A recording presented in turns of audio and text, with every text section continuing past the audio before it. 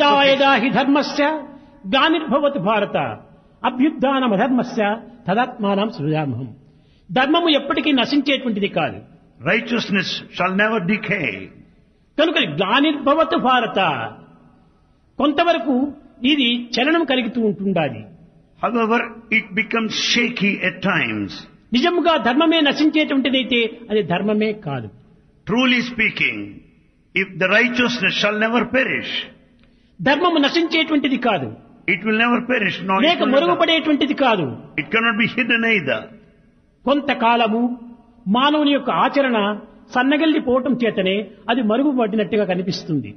The righteousness appears as though it is hidden because it is not practiced by mankind. ప్రకాశించేటువంటి సూర్యునికి మధ్యలో దట్టమైన మేఘములు అడ్డు వస్తాయి. Shining sun will be covered by thick clouds.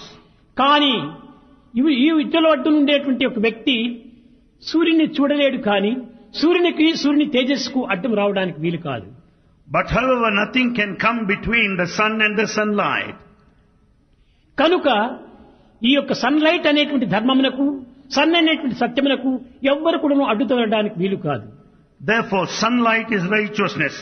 Sun is truth. None can stand in సత్య ధర్మంలో between. రెండు కూడాను అవినాభావ సంబంధము, అన్యోన్యాశ్రయము. Truth and righteousness are interrelated and interdependent. ఇవి రెండు కూడాను ప్రకృతి పరమాత్మల యొక్క సంబంధము. They have got the relationship like the nature జడ and God. చైతన్యముల యొక్క స్వరూపము, It is the relationship of the inert and awareness. Matter and energy యొక్క సంబంధము. It is the relationship between matter and energy. కనుకనే ఇట్టి సత్య ధర్మములను ఎవ్వరు కూడాను వేరు చేయడానికి వీలు కాదు. Therefore, none can separate out these two, truth and righteousness. కనుకనే ప్రతి మానవుని ఎందుకును, ప్రతి పురుషునకును ఇది సహజమైనటువంటి ఒక ధర్మమే సత్య ధర్మముల ప్రచారము. Therefore, these two are the natural traits in every human.